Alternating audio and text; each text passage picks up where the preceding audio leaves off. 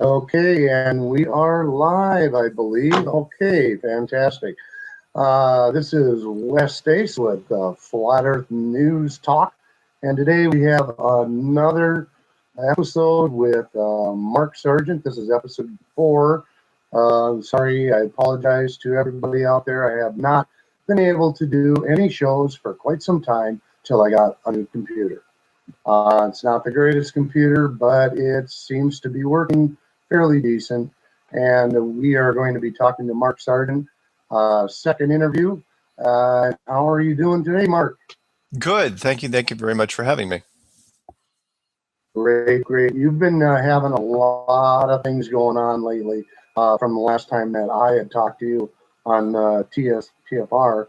One is the debate that you had, well, if you want to call it a debate. And the other is your new book that, again, was it somebody over in, was it in London? I don't even remember where it was. It was, Boogles Publishing out of London. They were the ones that they contacted me and they said, yeah, we'd like to take the Flat Earth Clues and make it into a book form. And I said, sure. I mean, I've gotten calls like that before, but you take it with a grain of salt and it's like, okay, maybe it'll pan out. And all of a sudden, next thing you know, ta-da, book, Flat Earth Clues. Awesome. You did get it.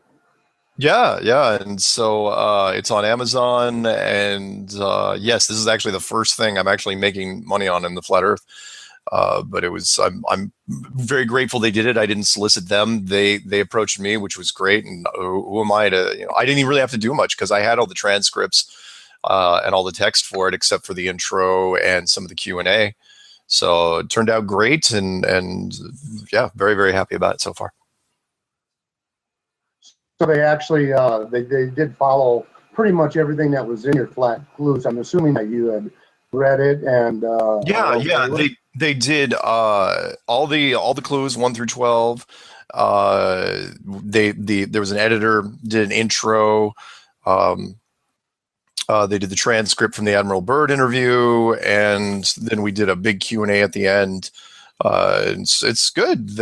Again, really surprised, and all the illustrations were done by them, by a children's author. Go figure, because you got to hook them while you're young.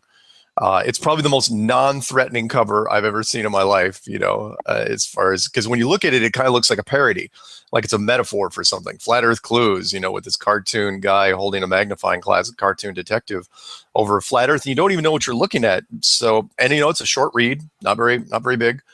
And I'm sure I'm going to get the same reaction with the book as I did with the clues. People are going to read it, and by the time they get to the end, they'll be like, wait, what did I just read? And then they'll read it again. Then it'll sink in. And since my phone number and all my information is on the back, I'm sure I'll get phone calls. So we'll have to see how it goes.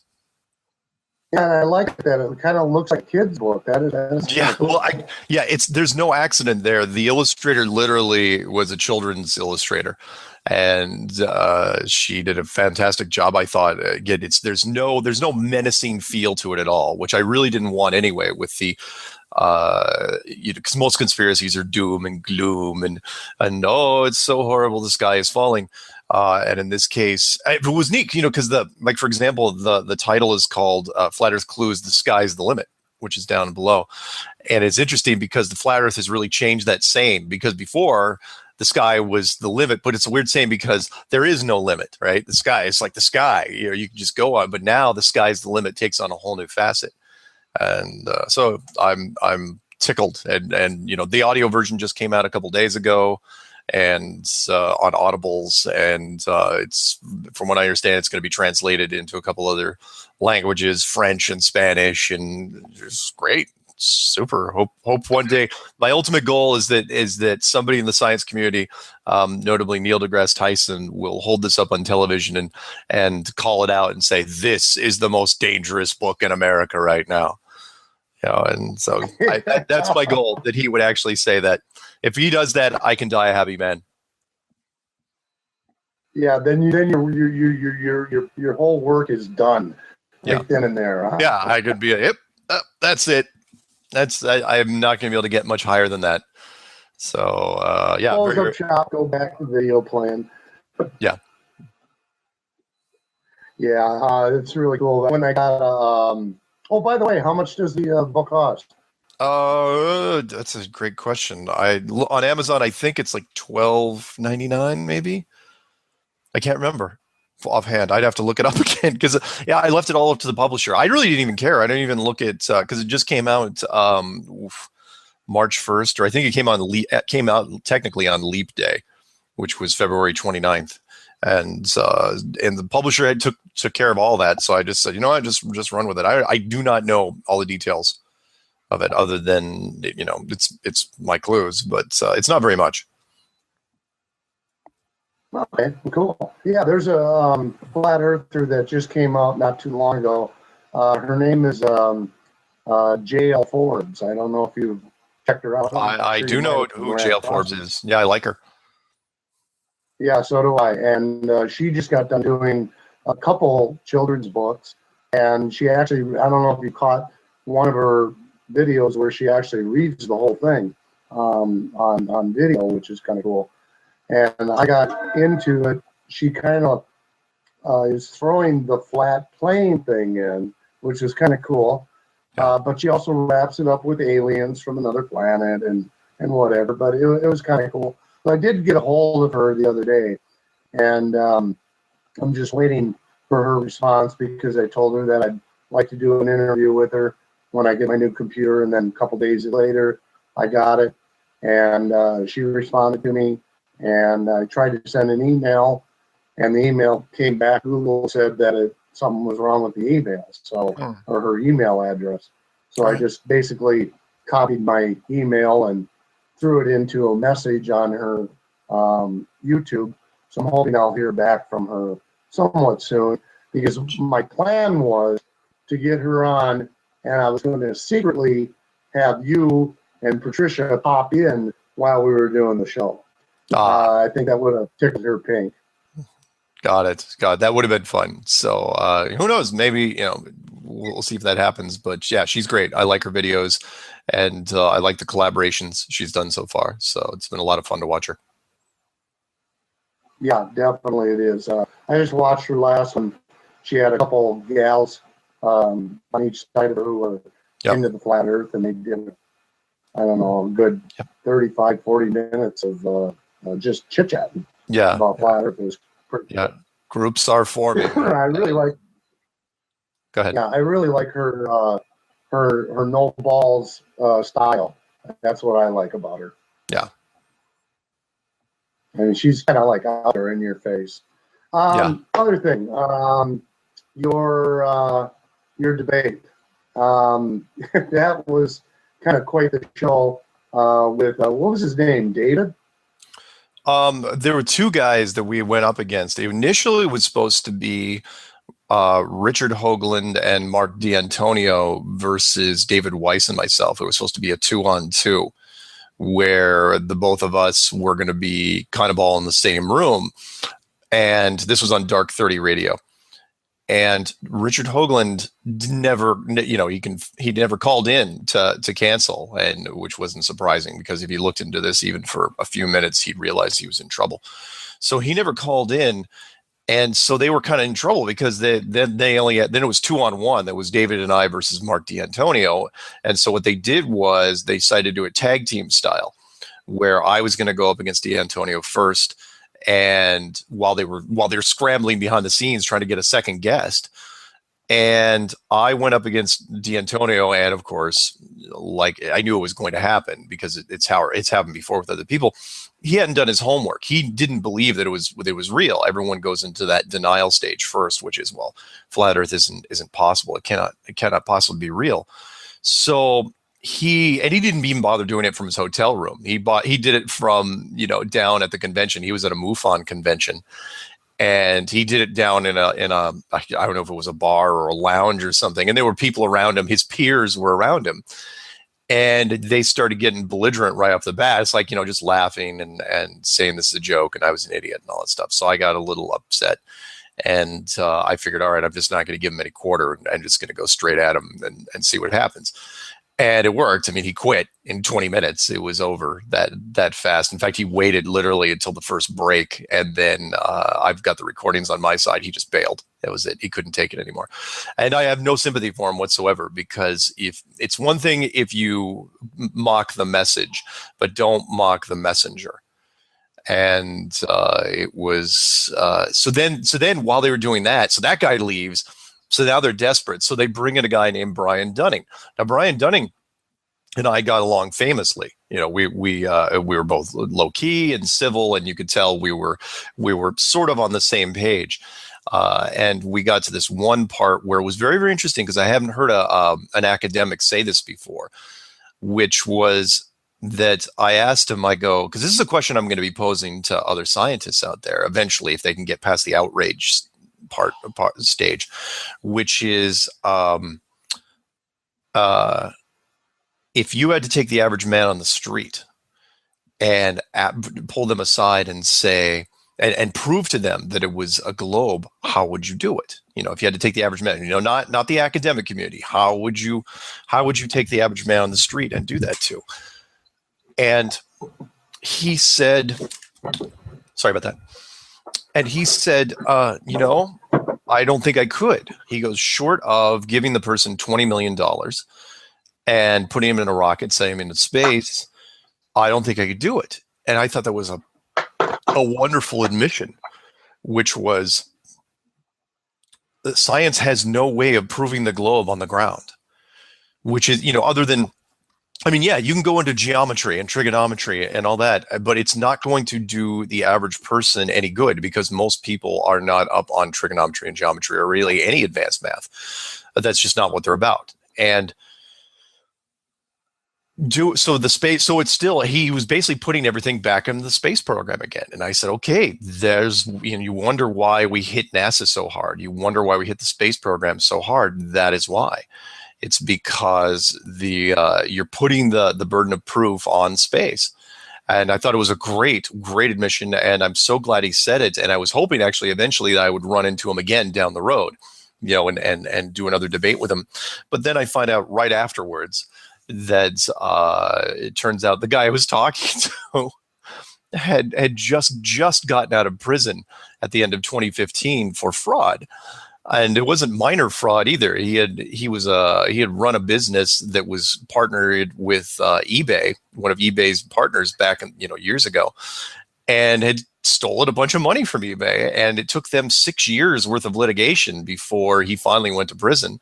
And so he's still on probation now. So of course he was going to do the interview, because most academics won't, because they've got something to lose. You know, if you're someone with a master's or a PhD, the last thing you're going to do is be the guy that loses to a flat Earth debate. But in case of Brian Dunning, he had nothing to lose. So it was already, so the point was, he ran a debunker site that would try to accuse people, catch people in the act of fraud, of different conspiracies. And here he was actually had done prison time for fraud, which most conspiracy guys never even did.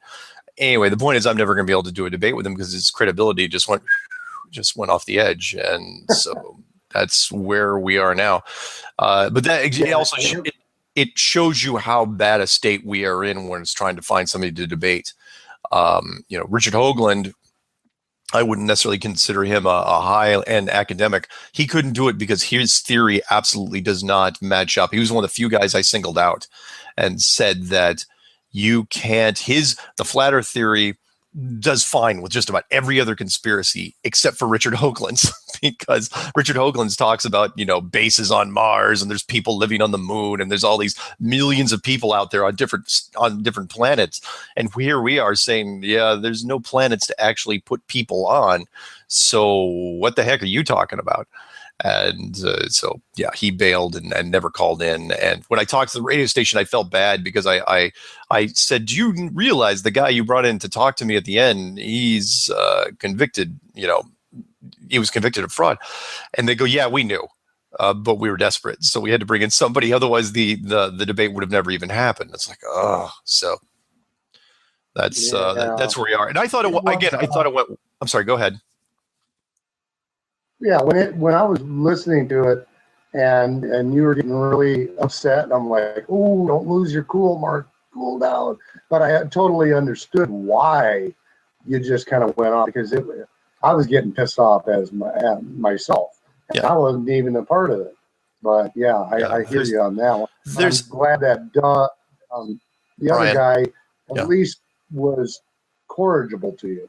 Yeah. He was really great. The thing that I'm trying to get people to understand, because as you know, everyone gets in a debate. A debate is a natural process of talking to anybody about this, and that is come back at people with this, because you're going to get these knee-jerk reactions, and all these knee-jerk reactions have nothing to do with the debate process, which is name calling isn't a rebuttal. Profanity isn't a rebuttal. Yelling isn't a rebuttal.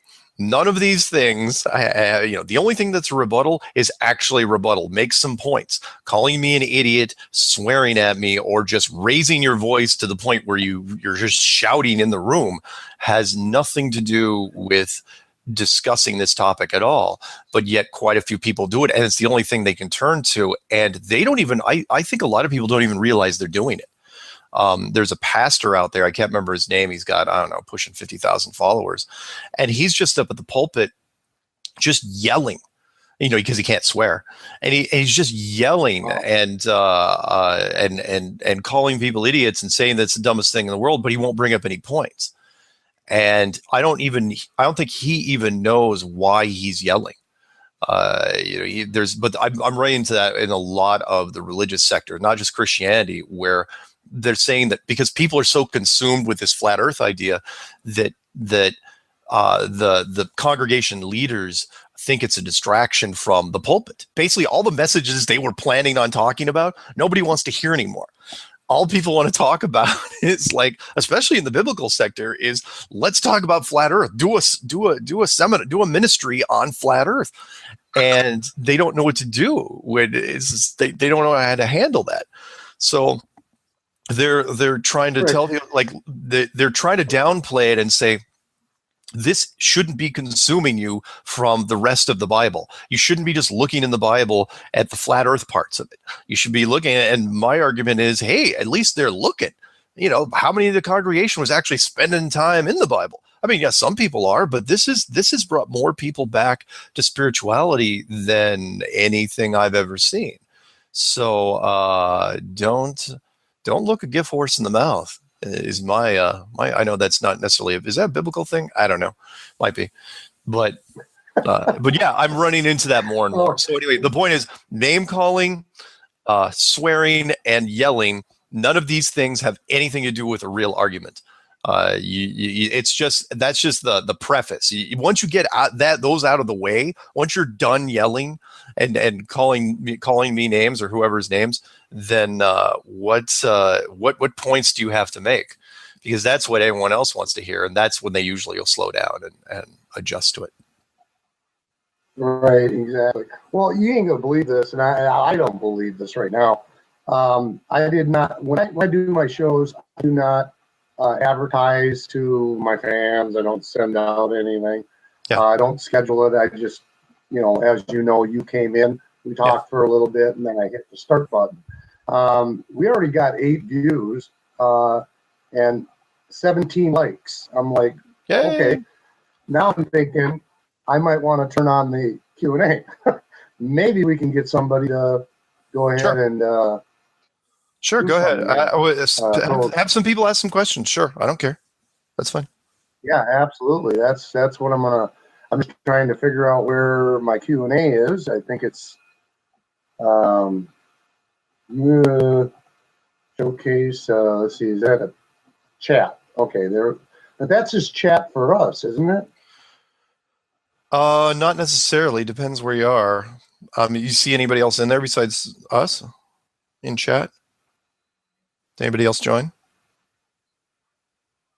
Yeah, that's what I'm trying to find out is which one. Unfortunately, I don't initiate. I don't think I've ever initiated. I don't know enough about Google Hangouts on because I think when I was setting it up, I had to click on something that said engaged Q&A. Oh, wait, no, wait. What do we got here? I think I found it. Yep, Q&A. All right. Click on that. Okay. And I think it's now on. Cool. Okay. So if anybody out there has any questions for Mark, please go ahead and chime in. That would be cool. I would like that. That'd be neat. Could be jumping in, kind of doing a Patricia Steer show. Of course, I don't have the hair for it. Yeah, I was about to say you got to have a lot of red hair for that. Yeah. Okay, I was going to touch on one of my theories I had talked to you earlier about on TFR about the sun being always the same size in the winter versus the summer. And if we're supposed to be farther away from the sun on the globe model, how is that possible that the sun looks like it's the same size in the sky? And as well as the winter, and I came up with an idea that during the summer that the cold Antarctic wind is blowing around the outer edge and keeps doing this all winter long or all summer long. And on the inside, when the sun is much higher in the sky, going around, circling around, because I think if it was any lower, we'd be all fried. And then as it goes out towards the outer rim, it starts to go down. And as it goes down out to the outer rim, the hot air pushes down the cold air. The cold air comes flying inward, and that's how we get our winters. And I was just wondering what your thoughts were on that. I hadn't really given that one much thought. So, but it's a cool idea. No play on words there because the cold wind, but it's neat. I hadn't, you know me, I don't hate really any ideas because when it comes to the model, everything's in flux now anyway. So, we're still people are trying to put out, a better map. And, one person went crazy trying to do it, which was Tiger Dan. So we'll have to see, but no, I don't hate it. Sure. I mean, what I always thought was cool, and I don't know if you watched it, was the Rob Skiba thing. I think he was the first one to do it, when you can look at the global weather system and then put it on an AE map and watch everything swirl around on the, everything from the cloud formations to the jet stream. Everything looks so much more efficient on an AE map, on a circular map than a spherical model. I love it. So yeah, not bad. Yeah, when I was listening to you and Rob the other day, that's the first person I thought of getting a hold of, because he does these type of models and puts them into a workable CGI model. And it's like, I need to get a hold of him to throw that out and see if he can work it, because I know nothing about making that type of a 3D model that actually you can look at and go, okay, I get it now. But I think I need to talk to him about that, because I know he was talking about the sun and he's working on it, trying to figure it out. And I think I got to throw that out at him. And Rob, if you're, listening, definitely go ahead and get a hold of me. But yeah, I think he might be able to be the one to put that in a 3D model a lot better than me. Maybe. There was one thing I was going to mention, since we're actually going out live, right? We're actually on YouTube right now? Yep. Okay. There was a kind of a public service announcement I wanted to mention real fast, which was, there was a guy. Yeah, let me go to the pastor 1 second. So the pastor in question, the guy that's yelling a lot, that's going after Flat Earth, his name is, his pastor channel is S Anderson 1611. So it's SANDERSON 1611. But that's not the guy I want to mention. I mean, yeah, he's got 40,000 followers and he's a strong Christian, but he does not believe in Bible literacy. He thinks that, or at least disagrees. he thinks that the Bible teaches that the world is a sphere. But there was a guy, the reason why I mentioned this is there's a guy in here, and I'm trying to find him real quick. Bear with me for a second. I don't want to lose him because I want to call him out. I don't usually call a lot of people. I don't say a lot of negative things, and this one isn't be as negative as it's sort of people should be on the watch for this guy. Oh man, this guy's gotten so many comments already. Come on, give me a second. Feel free to chime in with any other theory you want to talk about while I'm looking this guy up. What I'm really hoping right now at the moment, Mark, is I'm really hoping that as this is streaming onto YouTube, that both of us are coming through crystal clear.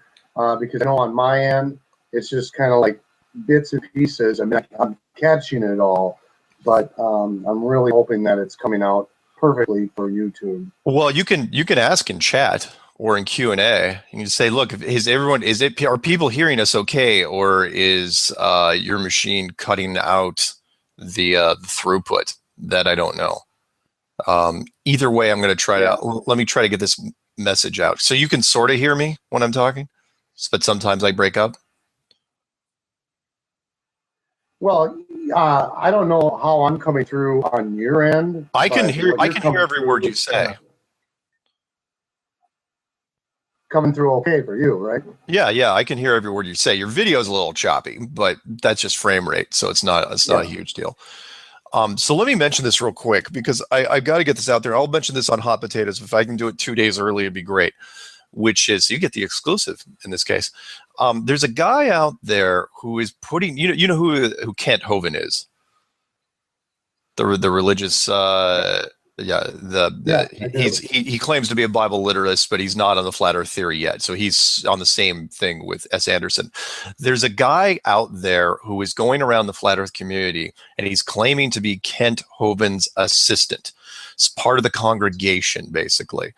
And his YouTube handle, he doesn't have very many followers, and his YouTube handle is Edric Visser, and his first name is spelled really interesting, but you guys can look this up if you want. It's EDRIQUEVISSER. So Edric space Visser. And he contacted me, and he was not shy about saying that, he's just gotten open doors because he's pretending to be, if I'm not mistaken, he says that he's really tied to the Kent Hovind ministry. And that Kent Hovind has been sort of looking into the flat Earth, and he dedicated him to go on a fact-finding mission to see if it was real. But here's the thing: he's not what he claims to be, because he goes on this channel with this pastor and he writes this comment. Right? He goes, "I love your videos on the flat Earth, brother. I have been posting videos on the flat Earth to stop this stupid movement, if we can call it that." So what I think he actually is an anti-flat earther who is using Kent Hovind's name to talk to everybody in the flat Earth movement and maybe find a weak spot that can be exploited. Unfortunately, the guy doesn't get that there are no weak spots in the movement. I mean, everybody knows what the points are, but he's using. I mean, talk about your bad karma. He's using Kent Hovind's name to get his foot in the door in talking to people. And he's going, oh yeah, people are happy to talk. They always return my calls when I say that I'm Kent Hovind's assistant.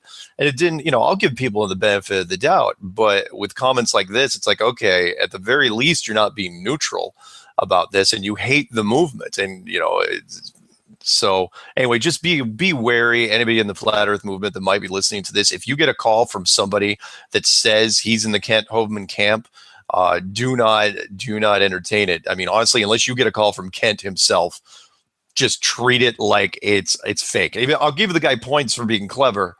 That's because that was the one thing people would answer that call if you said, but it wouldn't be no different because who else could I compare this to? It'd be like if Neil deGrasse Tyson's assistant, a production manager or his agent called you. I'm Neil deGrasse Tyson's agent. I'd like to talk to you about the flat Earth. A lot of people are going to return that call. But this guy screwed it up for everybody in the future because now everyone's going to be suspicious about everybody else. Anyway, just thought I'd put it out there. I'm going to repeat it again on Monday to whoever's listening to the Hot Potato Show. But Just wanted to let people know. Oh, here's something for Neil deGrasse Tyson. I'm going to explain gravity to you, dude. All right, see that? Weight and density. You moron. Well, Neil's got a job to do. We'll see if he stays the course towards the end. Don't know what's going to happen to him. I mean, he is the face of science, and I know why he's doing what he's doing. But he could be a real turning point in this. You know, he could be the hero. I know people are going to say, "Oh, how could you? We should lynch him. You know, we should take him into town square and flog him." No, because he has the potential, because he is the face of science. Mostly because he has entertainment value. You know, he's not, I'm sure that a lot of physicists out in his world hate him secretly because he is not in the top 100 physicists in the world. He is absolutely the most popular, but there are plenty of people that have published stuff that have been meaningful. I don't even know what he published, or has he been published, or if it doesn't matter. But he has a chance to think of it this way. If he just came out and said he could turn this in such a great direction and say two words, and he could end this, which is the short version would be, "I'm sorry." That would be it. And just go from there. And it's like, I'm sorry we lied. It was for your own good. We were told to. You could make up any story you wanted. But if you start with the apology, you know how your parents would be like, well, if you tell me now, the punishment won't be as severe. But if I find out later, you know, then it'll be, that's what it'd be like. Just come clean. Everything's starting to break down anyway. NASA's becoming a joke. I mean, did you see that thing? Again, I'll talk about this on Monday. Did you see that thing where Scott Kelly quit? You know, the astronaut who broke a record, the American astronaut that broke a record in space. He wasn't even home a week, and he said, "Yeah, I'm quitting NASA," and he quits. What are you talking about? He didn't even buy, you know, there's a book tour and a lecture tour. You go here around do talk shows. He was set, and he quits. Why? Why would you do that right after? I mean, the paint isn't even dry on a memorial for it. It's just, it is. They're making moves now that are ridiculous. And Scott Kelly quitting is just yet another example. You know, that and shutting down the ISS and, you know, the Mars mission. It's never going to happen. The moon mission. I got somebody who went and tried doing a text about Tyson, but I can't see it because you got to remember I'm on this computer that is this big. Oh, it is so tiny. I mean, it's like a laptop, but it's like a, it's a mini laptop. And it's like, I can't see anything on the right. I can't move the screen over. Got it. I don't get that. I don't know why. Well, no worries. We can go for a little bit longer. Then unfortunately I've got to, I just got my banner for the, let's talk about this real quick. You know, there's we're reaching a new stage now, and there's going to be a dedicated Flat Earth network that's going to happen. And it's already in the works right now. The site's being built, the people are being recruited, and it's going to happen. Patricia and I are going to headline it. And so Flat Earth and the Hot Potato Show, which we normally do, we're going to be doing, it's a daily show. So we're going to be doing it Monday through Thursday for between 2 and 3 hours a day. And other people will be on the network, and it'll be really, really fantastic. But the fact that we're talking about a flat Earth network, you know, it's gotten. And by the way, people that look, and I know there's videos out there showing, you know, that the spike, the big spike that happened a couple months ago is starting to go down. You got to remember that's just the mainstream saturation chart, which means at one point when there was a rap battle between a Grammy-nominated rapper and Neil deGrasse Tyson, one of the weirdest sentences you'll ever hear in your lifetime. When that happened, media saturation hit 100%, meaning if you had a media publication, you were covering that story. Everybody from Time Magazine to NPR to MTV to Vanity Fair was covering this thing. And once it ended, that we're gonna fall off until the next person talks about it, and then it's gonna spike again. So that's not a big deal. But in the meantime, everything's going according to plan. When you type in Flat Earth into YouTube right now, not only did we break. Remember, I predicted at the end of last year that we would hit because towards October of last year, we were only like 2.8 million, something like that, maybe pushing 3. I said we'd hit by the end of 2016, we'd hit 5 million hits. And as of this morning, we're at 5.6 million hits, and it's March. It's the beginning of March. So who knows where this thing's going? But the 100th monkey effect is already in play. Yeah, it's amazing when I heard that 5 million. Yeah. Wow. Yeah, and when you type in, and that's just if you, I mean, yeah, and so and people say, well, that's not very specific. You should put Flat Earth in quotes, right? Fine, you put in Flat Earth in quotes, and you're pushing 800,000. 800,000 specifically says Flat Earth, right next to each other. But when you do it without quotes, then it takes into a lot of things like the Earth is flat and all the different combinations, and it just keeps growing and growing and growing, and there's new people that are joining, and can't wait to see what happens with the network. I mean, heck, I got a book. I got a book out of it. I didn't even plan on writing a book. This was completely unsolicited. I have apps now. The Flat Earth people with a lot of talent are creating things. Patricia has a Flat Earth and Other Hot Potatoes app for both the Android and the Apple.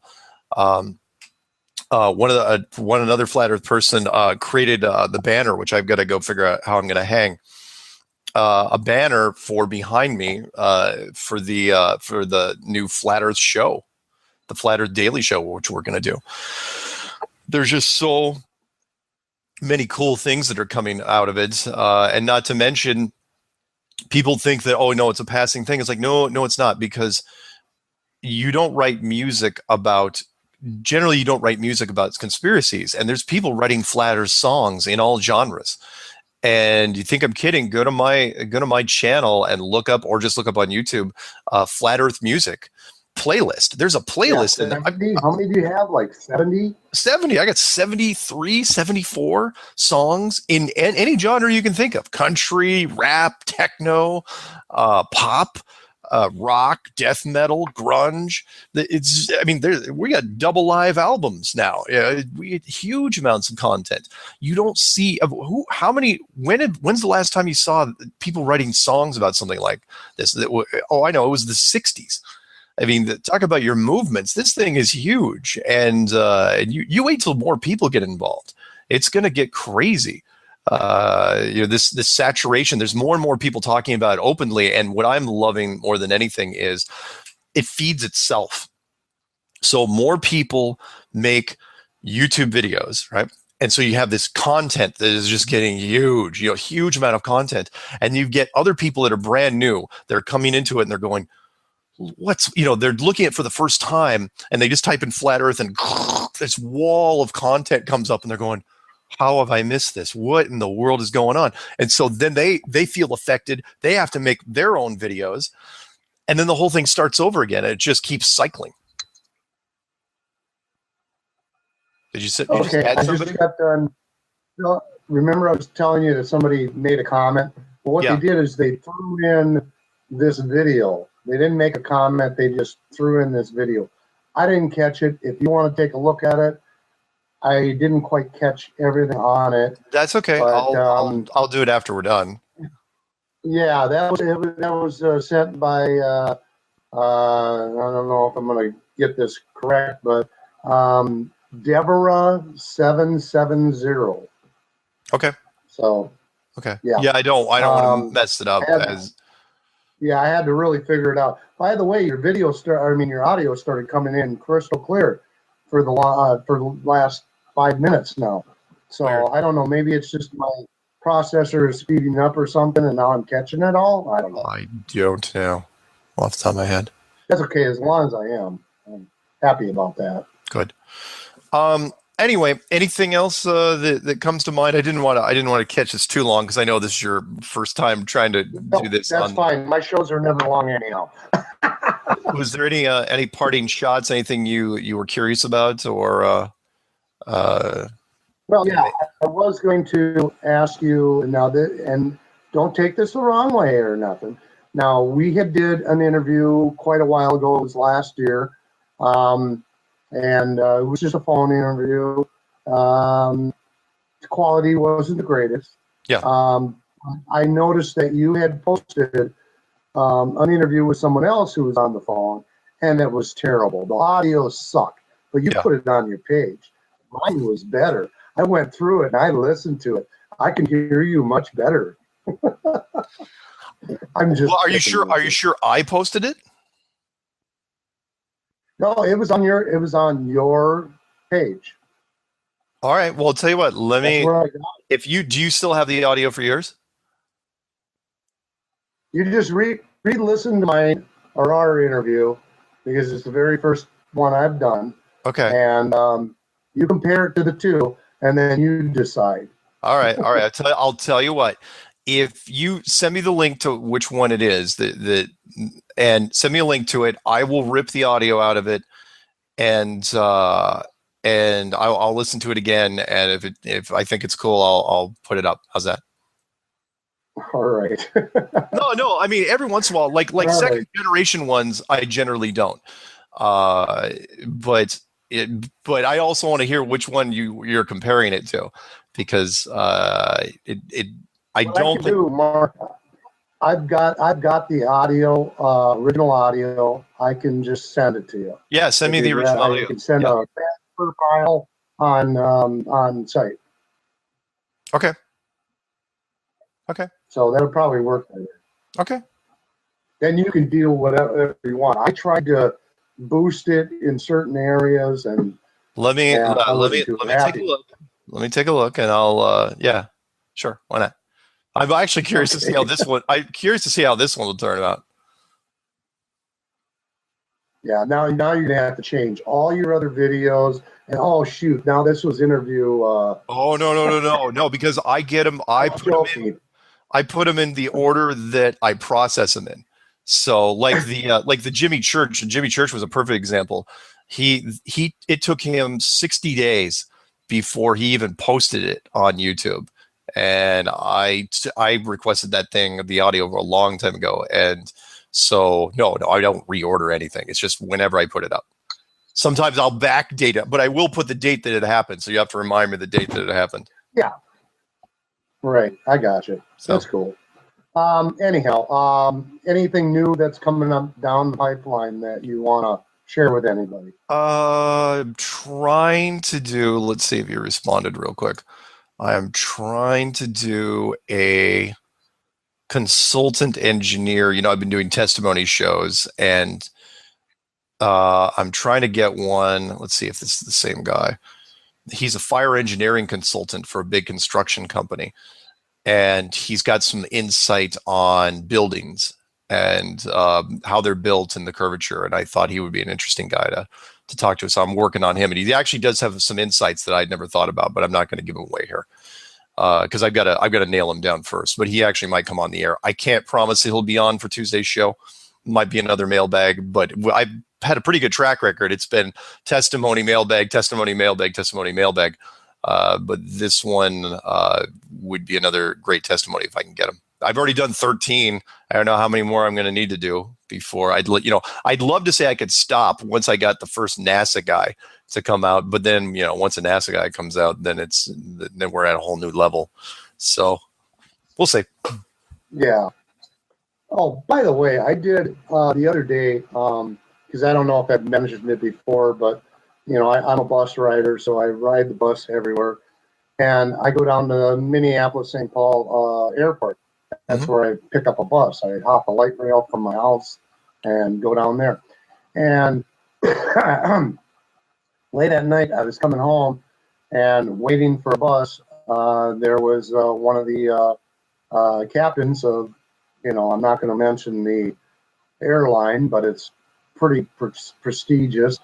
And we got to talking, and I asked him straight out about the GPS versus the gyros and which you use the most. And he was very not forthcoming, I would say. He just kind of like, yeah, well, we kind of sort of use GPS, but you know, and I was like just waiting to rip into him, but I just thought, no, I'll just be nice. And then I happened to mention that with the flat plane, and that when you start to go to flight school, which I actually did in the 80s, I don't have the brain for the math, and that's why I dropped out.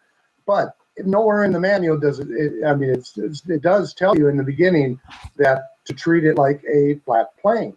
Yeah. And it's like, that was one of the keys that he kind of raised his eyebrow about. It started, you could tell he was starting to think about it. So I went and I gave him your Flat Earth Clues, Mark Sargent. He'd love to do an interview with you. You can go on anonymously. And, you know, he's like, oh, yeah, I'll take a look at it. So you may or may not get a call from a guy from Minnesota. Cool. So I'm hoping that he does, but I'm not going to hold your breath. Yeah, I'm down with that. If he wants to do it, sure, be happy to do it. Yeah, probably not. Well, anyhow, I guess that's pretty much about it. I don't really have too many other questions that you haven't already answered on previous shows, but hey, keep it flat, man, and keep going what you're doing. Thank you very much, and I'm glad you got this thing up and running, and hopefully it turns out right, and hopefully you do more stuff in the future. Yeah, I'm going to try to get as many flat earthers on. I want to get a hold of David Weiss. So, matter of fact, you are in more contact with these people than I am. But David Weiss, gosh, I can't even remember the guy just earlier that you talked to. Rob Skiba, and obviously Patricia Steers. I had already sent out to her, but I haven't heard word back from her. But I would still like to do some interviews with those people as well. Okay. So just pass it on if you happen to, you know, normal conversation. I will do so. So, all right. Well, thank you so much, Mark, for being here. I appreciate it. And keep it flat, dude. All right. Thanks, man. See you soon.